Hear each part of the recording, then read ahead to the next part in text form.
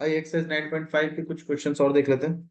मैंने कल आप लोग को एंटी अपना कौन सा वाला लीनियर लीनियर डिफरेंशियल इक्वेशन करवाए थे।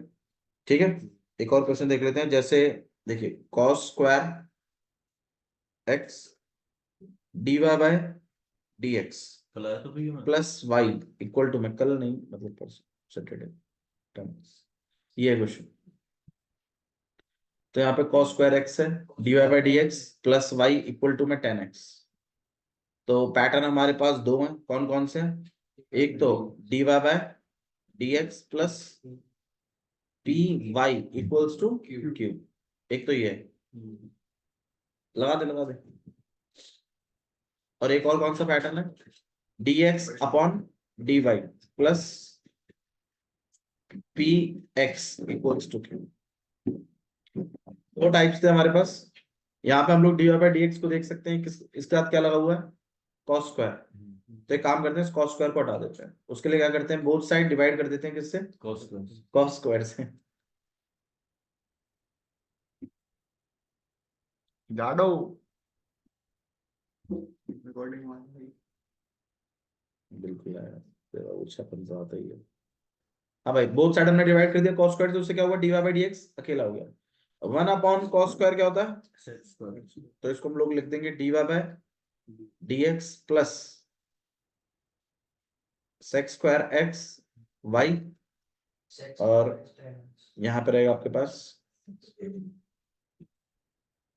10x। कौन सा वाला टाइप है? इसके साथ मैच कर रहा है, y है। हाँ जी, सिंगल y है। तो p की जगह क्या चल रहा है फिर? और q की जगह क्या चल रहा है? Sec square x into 10x। बिल्कुल पैटर्न मैच कर रहा है। तो आपको ऐसा डिफरेंशियल इक्वेशन आएगा और आपको ऊपर लिख के आएगा सॉल्व या फिर फाइंड जनरल सॉल्यूशन। तो आपको सबसे पहले देखना है क्या वेरिएबल सेपरेट हो सकते हैं। वेरिएबल सेपरेट नहीं तो क्या इस फॉर्मेट में आ जाए? इसमें नहीं आ रहा है, फिर लास्ट आपके पास ऑप्शन बचेगा होमोजेनियस। तीन ही तरीके से सवाल होगा, ठीक है। तो यहाँ पे हम लोगों ने सेक्स स्क्वायर अकेला कर लिया, तो पी और उसके बाद क्या करना होता है? पैटर्न में तो आ गया। तो पी की जगह क्या चल रहा है? Sex square x. क्यू की जगह क्या चल रहा है? Sex square x 10x। इसके बाद क्या करना होता है भाई, बता। ठीक है, तो इस दिन डी के मार के गया था, ये वीडियो देखनी पड़ेगी। तो वीडियो बिना देखे आ गया तो यहाँ पे अरे देख क्या है। बता। और कहाँ पूछ रहे हैं मतलब पहले पी और क्यू निकाल लिए, अब इसके बाद क्या करना है? नाम रखेंगे। कहाँ है रिकॉर्डिंग बंद कर लो पहले। dx plus p integrating. हाँ हाँ क्या होता है इंटीग्रेटिंग फैक्टर? e की पावर p dx। तो इंटीग्रेशन करना है आपको इस p का, सेक्स स्क्वायर का। सेक्स स्क्वायर का इंटीग्रेशन क्या होता है? 10x। तो इंटीग्रेटिंग फैक्टर इक्वल टू में e की पावर, तो आप यहाँ पे सेक्स स्क्वायर का इंटीग्रेशन कर रहे हैं, सेक्स स्क्वायर का इंटीग्रेशन होता है e की पावर 10x। ये इंटीग्रेटिंग फैक्टर है आपके पास। इसके बाद फिर आप क्या निकालते हैं? सॉल्यूशन।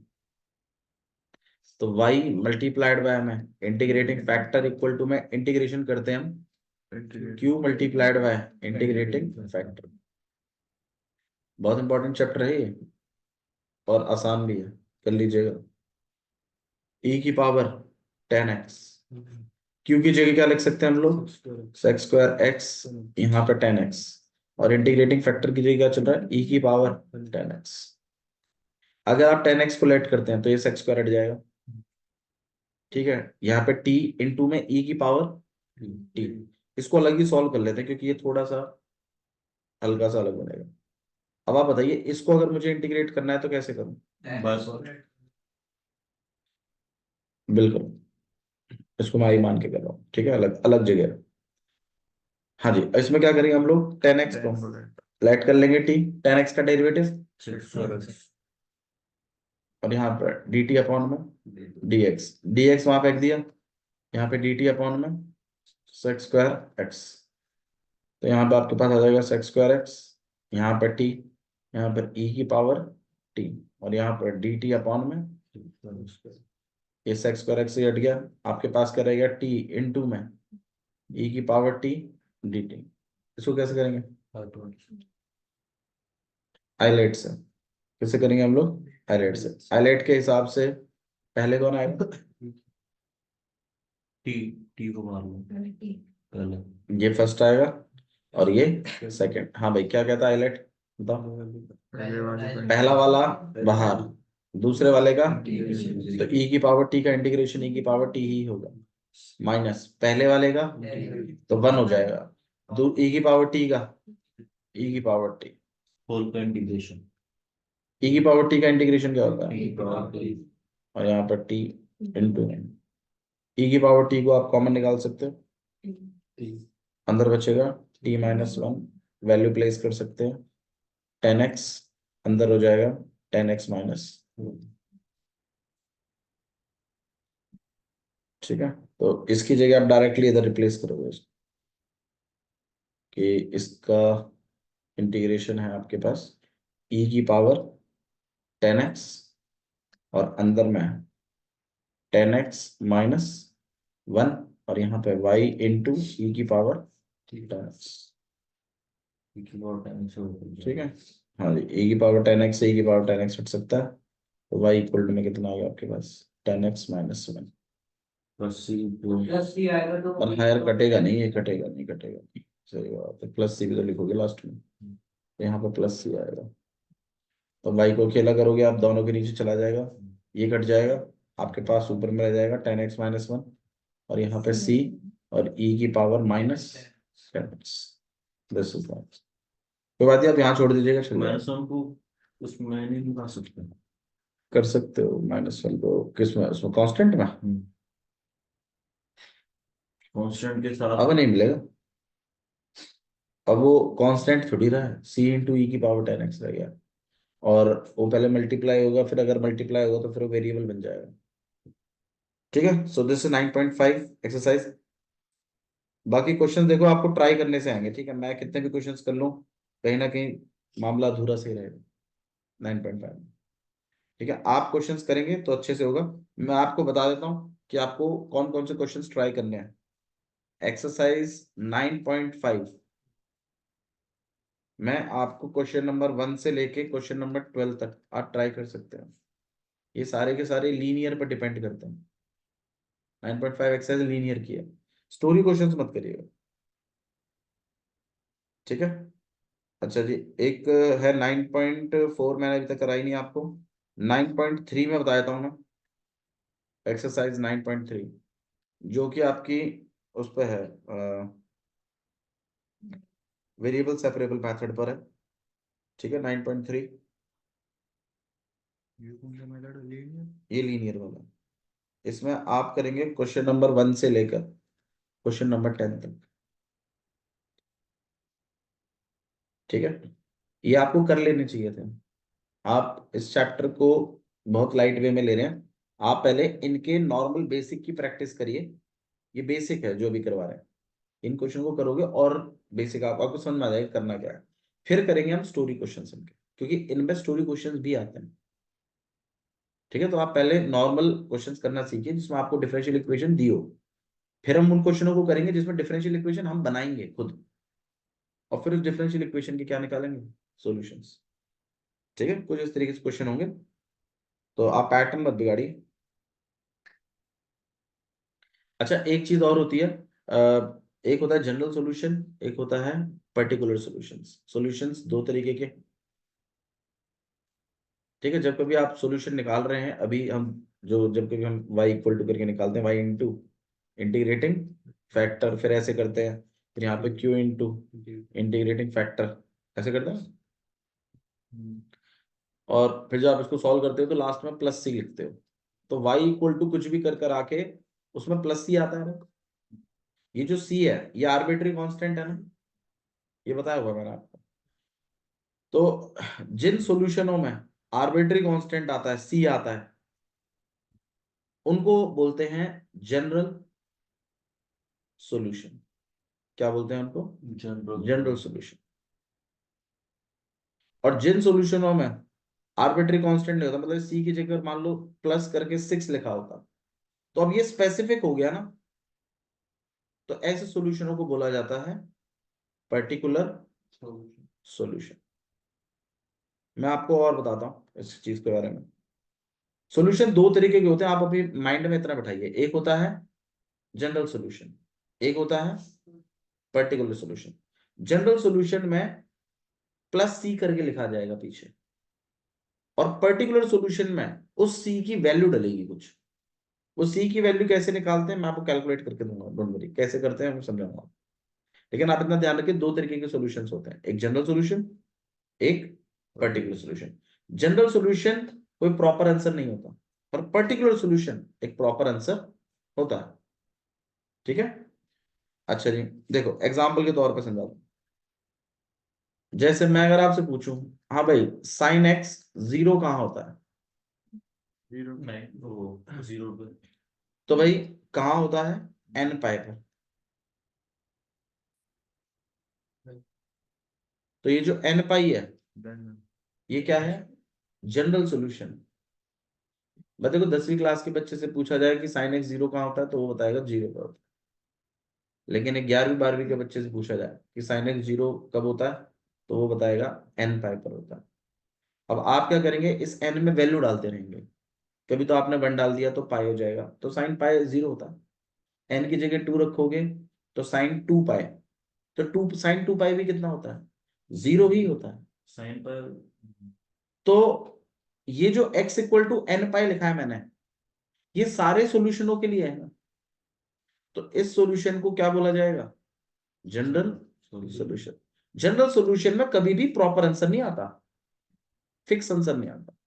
ऐसी बात लिखी रहती है जिसमें पक्का क्या यूज होता है, आर्बिट्री कांस्टेंट। कोई एक ऐसी वैल्यू यूज होगी जिसमें आप वैल्यू प्लेस करोगे एन की, या उसके इसमें सी है वो, अब वैल्यू डालिए, इसमें अलग अलग सॉल्यूशन आते जाएंगे। अब आप बताइए, अगर मैं पूछूं साइन एक्स जीरो कहाँ होता है, तो भाई अगर मान लो योगेश बोल रहा है कि जी पाई पे होता है, फिर बोले टू पाई पे होता है, फिर बोले थ्री पाई पे होता है, फोर पाई पे होता है, तो मैं आप अगर मैं आपसे पूछूं ये फोर पाई क्या है, ये पर्टिकुलर सॉल्यूशन है। इसमें कहीं आर्बिट्री कांस्टेंट दिख रहा है क्या आपको, आंसर है नहीं। तो अगर आपके सॉल्यूशन में आर्बिट्री कांस्टेंट है, तो इसका मतलब वो सॉल्यूशन कैसा है, जनरल सॉल्यूशन है। और अगर आर्बिट्री कांस्टेंट नहीं है, तो फिर वो कैसा सॉल्यूशन है, पर्टिकुलर सॉल्यूशन। अब कैसे भैया, फिर मतलब जब हम सॉल्व करेंगे डिफरेंशियल इक्वेशन को, तो जो निकल कर आएगा वो क्या होगा, वो जनरल सॉल्यूशन होगा। सबसे पहले जो सॉल्यूशन निकलता है वो जनरल सॉल्यूशन है। फिर क्या करते हैं, फिर हम उसमें एक्स और वाई की वैल्यू अपनी तरफ से कुछ रखते हैं। क्वेश्चन में बोलता है वो कि एक्स और वाई अगर ये हैं, तो तुम मुझे क्या बताओ, पर्टिकुलर सॉल्यूशन। जैसे मैं आपको एक एग्जांपल देता हूं, मान लो मैंने कोई डिफरेंशियल इक्वेशन सॉल्व करी और मेरा सॉल्यूशन कुछ ये आया, y y इक्वल टू में 5x plus 3x³ plus c। तो ये जो चीज आई है ये क्या है, ये जनरल सॉल्यूशन है। इस बात पे सब एग्री करते हैं। अच्छा जी, अब इस क्वेश्चन में अगर आपको बोला जाए find particular solution, particular solution when x equal to 2 and y equal to 1, तो इसका मतलब क्या है कि आप मुझे पर्टिकुलर सॉल्यूशन निकाल के दीजिए। कब, जब x की वैल्यू 2 है और y की वैल्यू 1 है। भैया करेंगे कैसे वो बताओ। करना ये है कि ये जो बहुत ही सिंपल है, ये जो x की वैल्यू और y की वैल्यू है ना, या यहाँ में धर दो, तो होगा क्या ये बताओ, सी की वैल्यू c रह जाएगा बस खाली। माइनस का c की वैल्यू कैलकुलेट कर दो, अगर x 2 और y 1 है तो वो जो c की वैल्यू निकल कर आएगी आपकी, मान लो देखिए आगे रख देते हैं, y की जगह 1, माइनस 5 इंटू में 2 प्लस 3 इंटू में 2 का स्क्वायर प्लस c। 1 तो है ही, 5 प्लस 5 इंटू 2 10, और 2 का स्क्वायर 4, 4 3 जा 12 प्लस c, कितना हो जाएगा 22, 22 को तो ले आओगे माइनस का 21 c की वैल्यू कितनी निकल के आ गई, माइनस का 21। c की वैल्यू आ गई ना।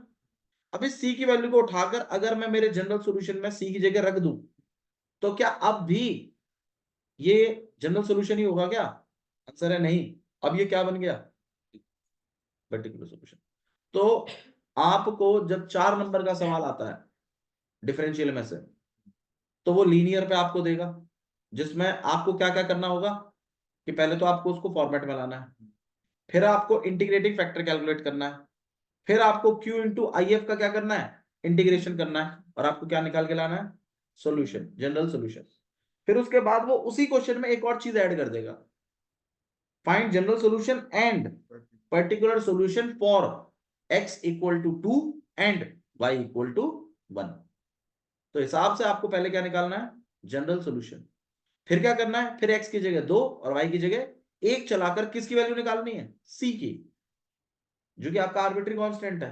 फिर उस c की वैल्यू को उठाकर आपको वापस से किसके अंदर डाल देना है, जनरल सॉल्यूशन में, और फिर एक सॉल्यूशन लिखना है आपको इसको इसमें प्लेस करके कि y equal to 5x plus 3x square minus का 21। और ये जो सॉल्यूशन लिखा जा रहा है ये आपका क्या है, पर्टिकुलर सॉल्यूशन। सॉल्यूशन। ये काम आपको करना है और ये काम आपको पूछा जाएगा, आप सैम्पल पेपर्स में देख सकते हैं। डिफरेंशियल इक्वेशन में आपको ऐसा क्वेश्चन आएगा करने के लिए 4 नंबर का, और पूछेगा पक्का। सेक्शन ए में आपको एक डिफरेंशियल इक्वेशन देगा और आपसे पूछेगा फाइंड इंटीग्रेटिंग फैक्टर, ऐसा भी आएगा। मैं बता देता हूँ आपको, डिफरेंशियल इक्वेशन में यही 2-3 सवाल, मतलब 2-3 टाइप के सवाल बनते हैं बस, बाकी वैरायटी ऑफ क्वेश्चंस है, जितना प्रैक्टिस करोगे उतना आ जाएगा। ठीक है, आइए एक क्वेश्चन करें, एक क्वेश्चन करते हैं जिसमें आपको पर्टिकुलर सॉल्यूशन भी पूछेगा। ठीक है,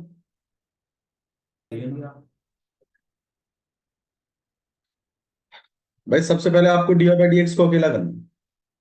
क्या करना चाहिए, 1 + x² से क्या करना चाहिए, डिवाइड, डिवाइड कर रहे हैं, कितना हो जाएगा आपके पास, d y by d x plus 2xy upon में 1 + x², और यहाँ पे क्या हो जाएगा 1 + x² का होल स्क्वायर, एक बार। हाँ भाई, नहीं हुआ, यहाँ पे हो गया। हाँ अब क्या हमारे फॉर्मेट से मैच कर रहा है, बिल्कुल। क्या फॉर्मेट था हमारा, d y by plus p y equals to q, p की जगह क्या चल रहा है, 2x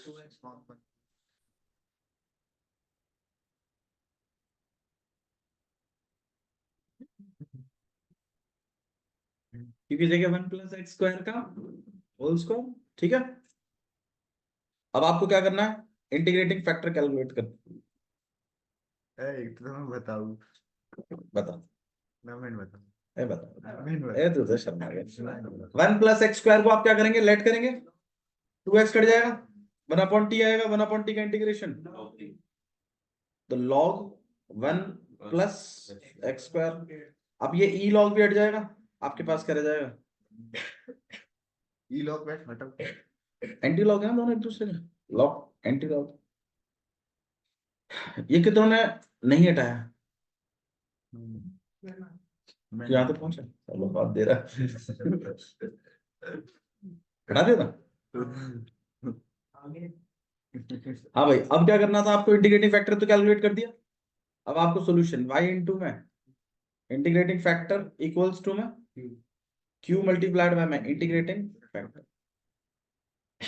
तो y इंटू में इंटीग्रेटिंग फैक्टर कितना है भाई, 1 + x² ब्रैकेट का इस्तेमाल करें, q की जगह आप लिखोगे 1 + x² का होल स्क्वायर, और यहाँ पे 1 + x², तो एक बार हट जाएगा तो आपके पास रह जाएगा खाली, यहाँ फॉर्मूला लग जाएगा।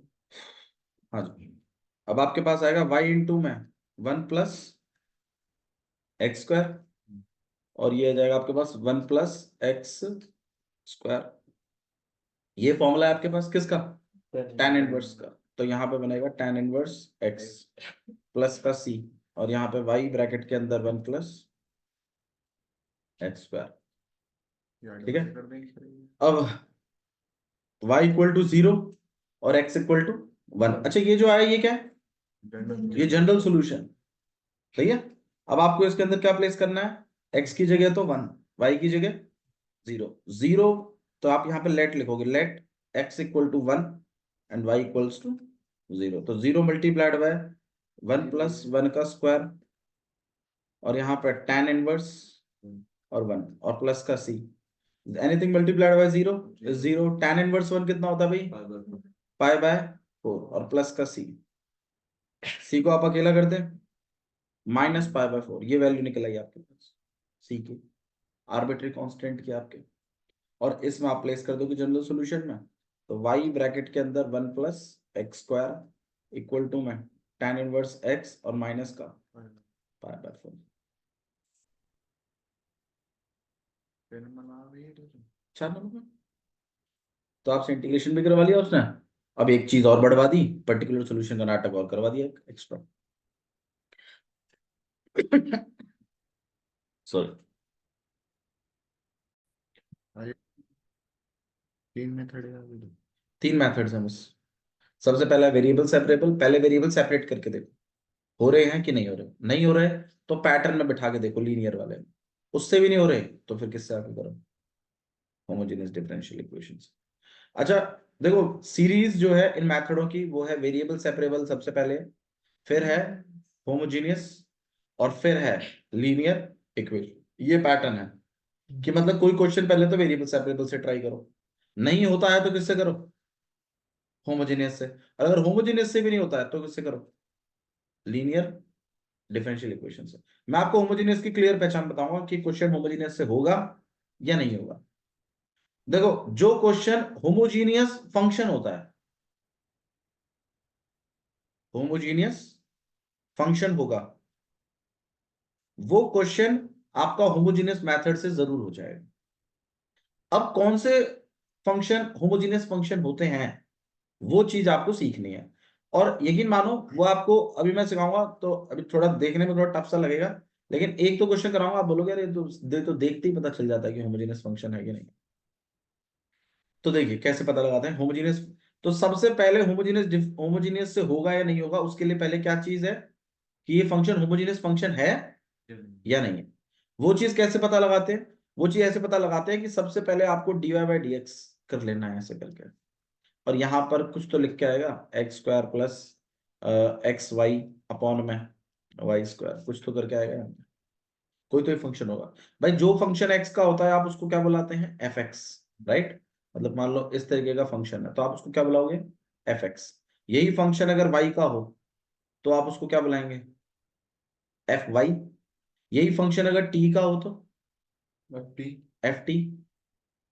अब अगर कोई फंक्शन है जिसमें एक्स भी है और वाई भी है तो क्या बुलाओगे, एफ एक्स कॉमा वाई। मतलब जिस फंक्शन में एक्स और वाई दोनों होते हैं उसको एफ ऑफ एफ ब्रैकेट के अंदर एक्स कॉमा वाई बुलाते हैं। जिस फंक्शन में सिर्फ एक्स होता है उसको क्या बुलाते हैं, एफ एक्स। जिसमें वाई होता है एफ वाई, जिसमें टी होता है एफ टी, जिसमें एक्स वाई दोनों होते हैं एफ ब्रैकेट के अंदर एक्स कॉमा वाई। तो ये जो फंक्शन लिखा हुआ है इसमें एक्स और वाई दोनों है ना। तो होमोजीनियस फंक्शन बनाने के लिए सबसे पहला स्टेप है कि आप इसको डी बाई डी एक्स को अकेला करोगे। सबसे पहले कर दिया, करने के बाद आप इसको f of x comma y मानोगे, और है भी सही है। अब आपको क्या करना है कि आपको एक्स कॉमा वाई की जगह इसी फंक्शन में लैम्डा एक्स और लैम्डा वाई चलाना है। ये ध्यान रखिएगा, ये चेक करने का तरीका है क्या कि ये फंक्शन होमोजीनियस फंक्शन है या नहीं है। मतलब इस क्वेश्चन में होमोजीनियस लगेगा या नहीं लगेगा, ये बस चेक करने का तरीका है। ये अभी मैं लिख के दिखा रहा हूं, आपको यही चीज माइंड में करनी है। और चिंता मत करिए, हो जाएगी, हो जाएगी, डोंट वरी। ठीक है, ये दिख ऐसा रहा है कि यार पता नहीं हम कैसे करेंगे। आप dy बाई डी एक्स को तो अकेला करोगी, तुरंत आपके पास फंक्शन आ जाएगा। उस फंक्शन को आपको खाली क्या मानना है, एक्स कॉमा वाई, और उसमें एक्स कॉमा वाई की जगह क्या चला के देखना है एक बार, लैम्डा एक्स और lambda y. Lambda x lambda y क्या चलाएंगे, एक्स की जगह क्या चलाना है लैम्डा, और वाई की जगह क्या चलाना है लैम्डा वाई। बस इतना करना और अपने माइंड में करना है स्केल को। तो जैसे ही आप लैम्डा एक्स लैम्डा वाई इसके अंदर चलाएंगे तो क्या होगा देखिएगा, लैम्डा एक्स का स्क्वायर, क्योंकि स्क्वायर किसके ऊपर था, एक्स के ऊपर।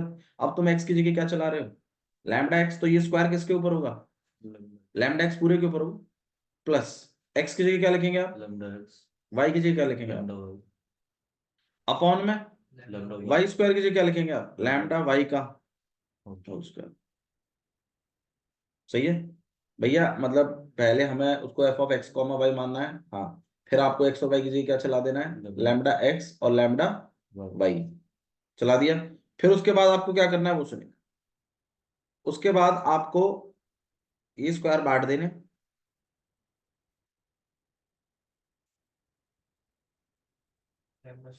फिर आपको लैम्डा को कॉमन निकालना है,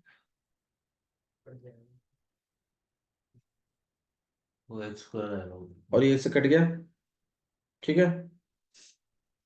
और यहां पर आप गौर करेंगे कि आपको वापस से वही फंक्शन मिल गया। गौर कर रहे हैं आप इस बात को, मतलब लैम्डा एक्स और लैम्डा वाई चलाने का फंक्शन पे कोई प्रभाव नहीं पड़ा। तो जिन में भैया ऐसे तो हर बार ही निकल आएगा, नहीं हर बार नहीं निकलेगा। देखो मैं आपको दिखाता हूँ, जैसे मान लीजिए यहाँ पर x प्लस में एक्स स्क्वायर वाई है और यहाँ पर वाई स्क्वायर है।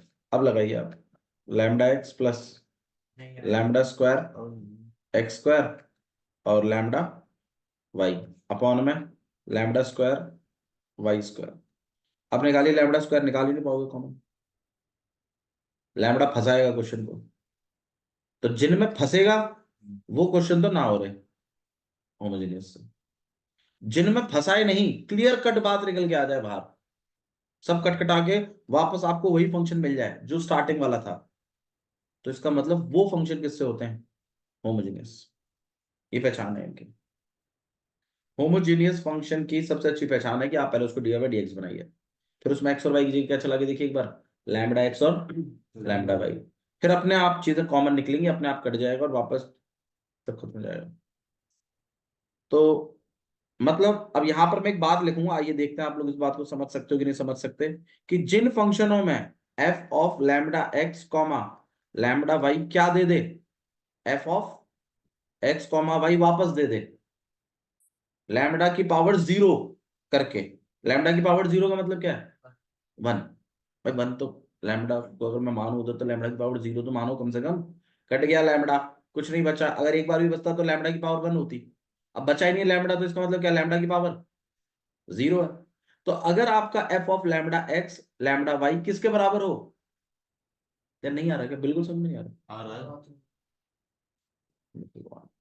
अगर आपका f of lambda x comma lambda y किसके बराबर हो, लैम्डा की power zero, f of x comma y के बराबर है, तो इसका मतलब वो फंक्शन किससे होगा, होमोजेनियस फंक्शन होगा।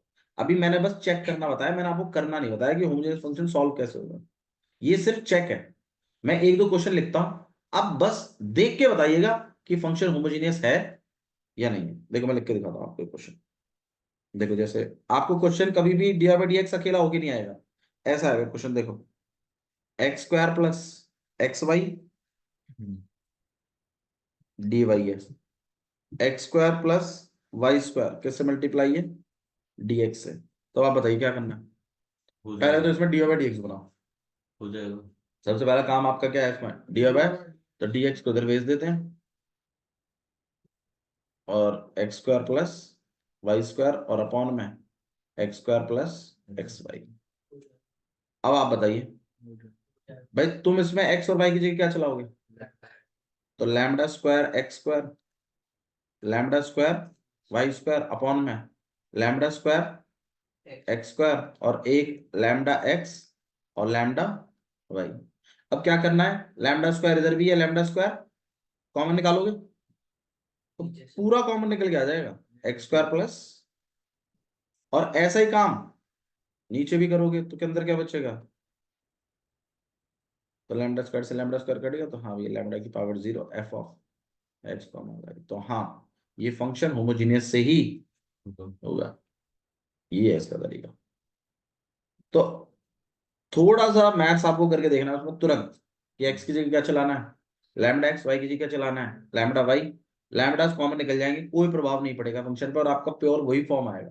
भैया अगर नहीं आए तो मान लीजिए हमने क्वेश्चन किया, वेरिएबल भी सेपरेट ना हुए, होमोजेनियस फंक्शन चेक किया, लैम्डा भी कॉमन नहीं निकल रहे, फिर इसका मतलब ये क्वेश्चन किससे होगा, दूसरे वाले। लीनियर से, लास्ट वाला, d y by d x अकेला करके b y equal to q बनेगा पक्का।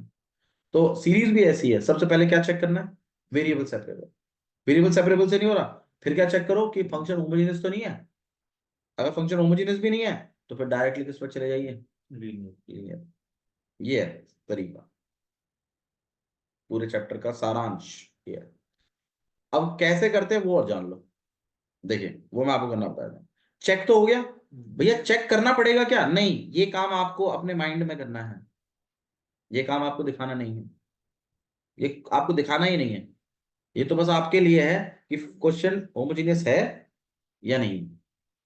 अच्छा भैया मान लो हमने लैम्डा कॉमन निकाला और लैम्डा की पावर 0 नहीं आई बल्कि लैम्डा की पावर 3 आ गई या 2 आ गई, तो भैया क्या ये फंक्शन मतलब होमोजेनियस से सॉल्व होगा? देखो ये फंक्शन होमोजेनियस तो फिर भी है, 3 डिग्री का है, ये भी बता देता हूं आपको। होमोजेनियस फंक्शन की डिग्री पता लगाने के लिए लैम्डा की पावर चेक करते हैं, लेकिन आपके सिलेबस में लैम्डा की पावर 0 वाले होमोजेनियस फंक्शन है बस। तो भैया आप ये बताओ बस कि लैम्डा की पावर 3 अगर बची तो सॉल्व करना है या नहीं करना? आंसर है नहीं करना। आपको खाली कौन से वाले सॉल्व करने हैं, लैम्डा की पावर 0 वाले करने। ठीक है, अगर आपसे क्वेश्चन पूछे what is the degree of this homogeneous function, तो आपको पहले तो होमोजेनियस फंक्शन बनाना है, फिर लैम्डा चेक करना है, लैम्डा की पावर कितनी चल रही है, जितनी चल रही है उतनी डिग्री होती है होमोजेनियस फंक्शन की। ठीक है, हालांकि होमोजेनियस फंक्शन की कभी डिग्री आपसे पूछी नहीं गई है आज तक, बट इन केस पूछ ले तो बताने के लिए। अच्छा, आप सॉल्व कैसे करते हैं वो देख लीजिए। तो d y by d x, और यहां पे क्या बच गया आपके पास, एक्स स्क्वायर प्लस, और अपॉन में यहां पे मेरे ख्याल से x square plus x y. ये तो हमने चेक कर लिया कि ये फंक्शन होमोजेनियस से होगा, सही है। अब सॉल्व कैसे करते हैं वो और देख लो। ठीक है, उसके बाद ही आपका चैप्टर हमें कल प्रैक्टिस करेंगे बस, कुछ कुछ सैंपल पेपर से, कुछ एनसीईआरटी के कुछ। तो कल आपका डिफरेंशियल इक्वेशन मैं खत्म करूंगा इस तरीके से। आप थोड़ा सा गौर कर लीजिए क्योंकि कल हम इसको दोबारा कराएंगे एक बार और होमोजेनियस को। ठीक है, गौर करिए। अब मुझे एक बात बताओ, वेरिएबल सेपरेबल से नहीं हो पा रहा था ना ये क्वेश्चन? वेरिएबल सेपरेबल में करते क्या थे, वाई एक तरफ एक्स एक तरफ, मतलब फंक्शन जब आपका वाई और एक्स में है तो अलग अलग नहीं हो पा रहा, यही तो प्रॉब्लम थी। इसलिए हम किस मेथड पे गए, क्योंकि अगर वेरिएबल सेपरेट हो जाते तो हम इसको किससे कर देते, वेरिएबल सेपरेबल से कर देते। क्यों हम होमोजेनियस पे भी क्यों आते? तो होमोजेनियस पे आने की मेन वजह है कि वेरिएबल सेपरेट नहीं हो पा रहे। तो वेरिएबल सेपरेट नहीं हो पा रहे, वाई और एक्स में नहीं हो पा रहे होंगे, तो एक काम करो, कुछ बदल लो भाई, वाई और एक्स मत रखो, वी और एक्स कर लो। अब y को अगर v से रिप्लेस करोगे तो y से नहीं हो रहा था तो v से भी नहीं होगा, तो आप y की जगह v मत रखो, बल्कि y की जगह वी एक्स रखो। ये है इसका लॉजिक। अगर function dy by d x का है, y का है, dy ऊपर है ना, तो आप हमेशा क्या लेट करोगे, y को लेट करोगे, y equal to v x. अब ध्यान रखिएगा मैं इसमें y की जगह क्या चलाने वाला हूं, वी एक्स। तो क्या मुझे यहाँ dy बाई डी एक्स चाहिए क्या, फिर यहाँ क्या होना चाहिए, dv बाय dx, क्योंकि आप y तो छोड़ ही नहीं रहे, y को किस में कन्वर्ट कर रहे हो, vx में। तो भैया ऐसे रिप्लेस कर दूं, नहीं, आप इसको डेरिवेटिव करोगे और आप बताओगे एक dy बाय dx कितने dv अपॉन dx के बराबर होगा। उसके लिए देखिए क्या करना पड़ेगा, यहां पर आप क्या करेंगे, with respect to x, y का क्या हो जाएगा, ये बताएगा आपको dy बाय dx कितने, कितना dy बाय dx कितने dv बाय dx के बराबर है। तो इसमें v और x दोनों ही वेरिएबल है, प्रोडक्ट रूल लगाइए, पहले वाले का डेरिवेटिव, v का डेरिवेटिव कर रहे हैं भाई, dv बाय dx, सेकंड वाला एज इट इज, प्लस पहला वाला दूसरे वाले का डेरिवेटिव 1। तो dy बाय dx किसके बराबर हो गया, x dv by plus v। तो मेरा dy बाय dx किसके बराबर है, x dv। तो मैं इस dy बाय dx को किस रिप्लेस करूंगा, x dv अपॉन में dx प्लस v, और यहाँ पे क्या रहेगा आपके पास, एक्स स्क्वायर, वाई की जगह क्या लगाओगे, वी स्क्वायर एक्स स्क्वायर, यहाँ पर एक्स स्क्वायर, यहाँ पे एक्स, और वाई की जगह लगाओगे, ये करना है। अब आप बताइए मेरा पूरा फंक्शन किस में रिप्लेस हो गया, वी और एक्स में।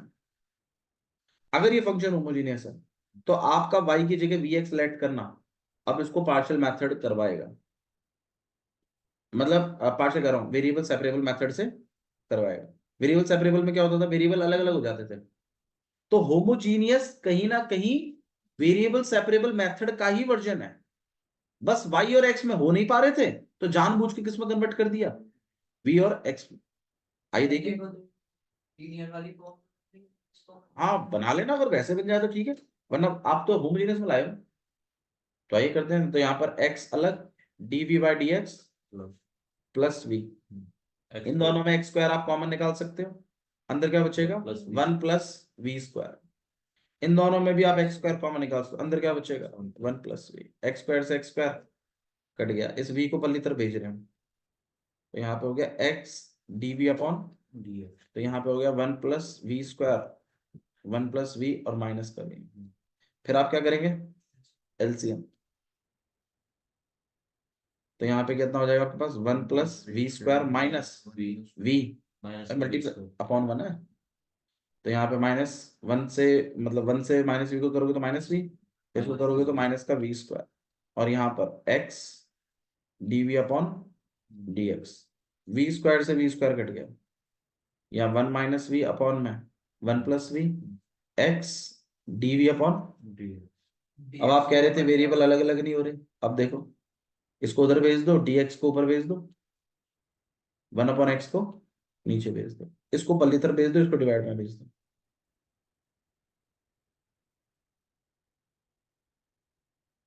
होगा ना वेरिएबल सेपरेट, यही खेल। और हर बार ना यही ड्रामा करना है, इसका इंटीग्रेशन करना, कर देंगे इसका इंटीग्रेशन की टेंशन मतलब। बोलो भाई हो गए वेरिएबल सेपरेट, अब क्या करना है इसके बाद बताओ, log x इंटीग्रेट, इंटीग्रेट बोल तो इंटीग्रेट बोथ साइड, इसका तो कर दोगे, log x इसका बताओ मुझे, बस मैं खाली आपको ये क्वेश्चन ही दे रहा हूं, बताओ 1 प्लस वी अपॉन में 1 माइनस वी, बताइए कैसे करेंगे। 1 प्लस वी और 1 प्लस वी से मल्टीप्लाई और डिवाइड कर दो, भाई 1 प्लस वी और मल्टीप्लाई बाय 1 प्लस वी और रैशनलाइज करने के लिए बोल रहा है क्या, रैशनलाइज करके क्या फायदा होगा,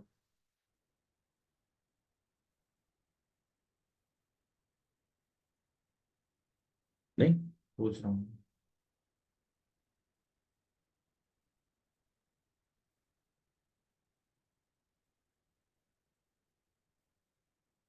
सोचो भैया, डिवाइड होगा, इंटीग्रेशन से क्या मतलब है, डिवाइड डिवाइड में क्या और कम ले जाएगा इसको, नहीं, वी की जगह पहले रिप्लेस करें, डिवाइड नहीं होगा,